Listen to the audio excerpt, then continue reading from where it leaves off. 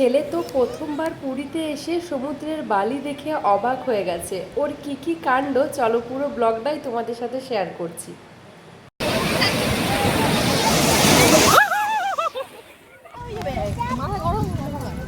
আমরা এখন চলে এলাম সমুদ্র স্নানে। এই যে এখানে সবাই,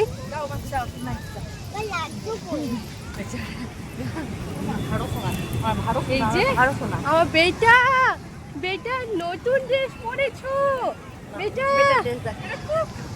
ওলে বাবলি ছাতা নিয়ে চলো এখন বেটাকে স্নান করাবো।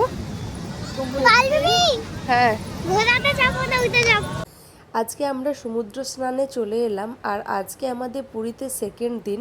প্রথম দিন যেদিন সকালে সমুদ্রে নেমেছিলাম, মনে হচ্ছিল যেন সেদিনে স্নান করে নিই, কিন্তু ভোরবেলা ছিল বলে স্নান করে নিই, ঠান্ডা লেগে যাওয়ার একটা ভয় আছে। আর এই যে ছেলেকে আমি আজকে এই ড্রেসটা পরিয়েছি, খুব সুন্দর লাগছিল দেখতে। আর আয়ুষীকেও ভীষণ সুন্দর লাগছে, দুজন মিলে ভাই বোন মিলে ম্যাচিং ম্যাচিং ড্রেস পরেছে। আর ছেলে তো এখানে বালি নিয়ে খেলতে ব্যস্ত। ওর যদিও এটা প্রথমবার এক্সপিরিয়েন্স, ট্রেনে ওঠা, পুরীতে আসা, সমুদ্র দেখা, এগুলো ওর বেশ ভালো লাগছে দেখছি। আর তার সাথে সাথে আমারও খুব ভালো লাগছে। প্রচণ্ড রোদ ছিল, তার জন্য এই ছাতাটা নিয়ে এসেছি। আর ওই জন্য ওকে ছাতার সামনে বসিয়ে রেখেছি, কিন্তু ও তো হামাগুড়ি দিতে শিখে গেছে, তাই হামা দিয়ে দিয়ে জলের কাছে চলে যেতে চাইছিল।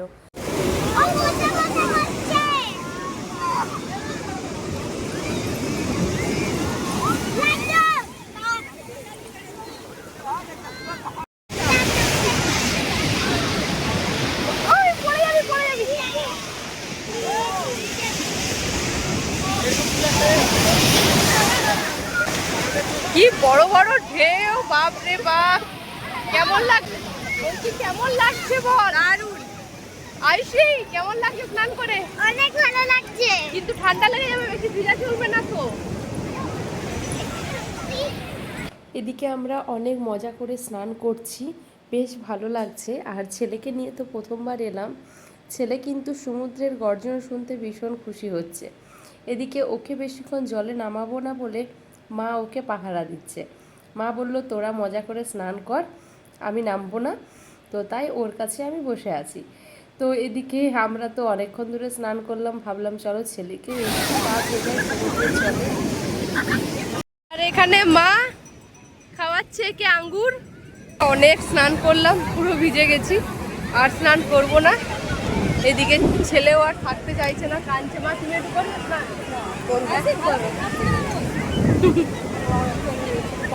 যাও। এদিকে অবশেষে মা তো সমুদ্রের জলে নামবেই না, মা বলছে না না আমি ভয় লাগছে আমার অনেক দিন পর।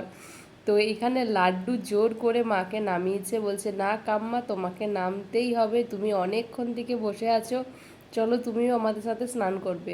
তো মাকে জোর করেই রীতিমতো নামিয়েছে আর কি। তবে ভালোই হলো, মায়েরও একটু ভালো লাগবে। অনেকক্ষণ ধরে বাবুর কাছে বসেছিল, আর বাবুর কাছে বসেছিল বলেই আমরা বেশ ভালো করে মজা করতে পারছিলাম। কারণ ও একটু বেশি ভিজে গেলে তো আর থাকা যেত না সমুদ্রেতে, ঠান্ডা লেগে যাওয়ার ভয় আছে। এমনিতেই ঠান্ডা গরম একটা ব্যাপার তো রয়েইছে।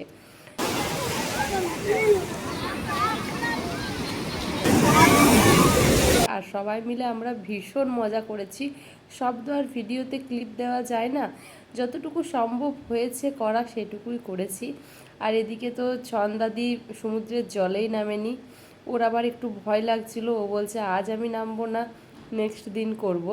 তো এখানে কিন্তু আমি ভীষণ মজা করেছি, আর আমি বড় বড় ঢেউগুলোও নিয়েছি। তো আর বেশিক্ষণ থাকবো না, চলো এরপর বাড়ি চলে যাই।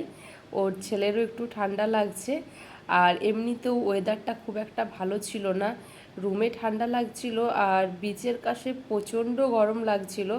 তো তার জন্য এই যে ছেলেকেও একটু স্নান করিয়ে দিল মা, মা বলছে চল একটু ওকে স্নান করিয়ে দিই, ওর বেশ ভালোই লাগবে।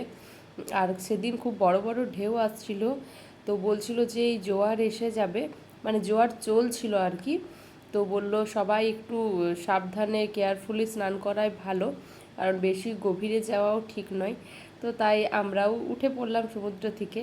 আর এদিকে ছেলের কাণ্ড দেখো, গা ভিজিয়ে নিয়েছে বলে ওকে ড্রেস খুলে দিয়েছিলাম, এরপরও কিছুতেই আর থাকতে চাইছে না, বাড়ি যাব। এরপর আমাদেরও লাঞ্চের টাইম হয়ে গেছে, ছেলেকেও খাওয়াবো। তো চলো, আজকের এই ছোট্ট ব্লগটা তোমাদের কেমন লাগলো অবশ্যই জানিও। আর কয়েকদিন ধরেই এখন পুরীর ব্লগগুলো আসবে। চলো, বাই বাই।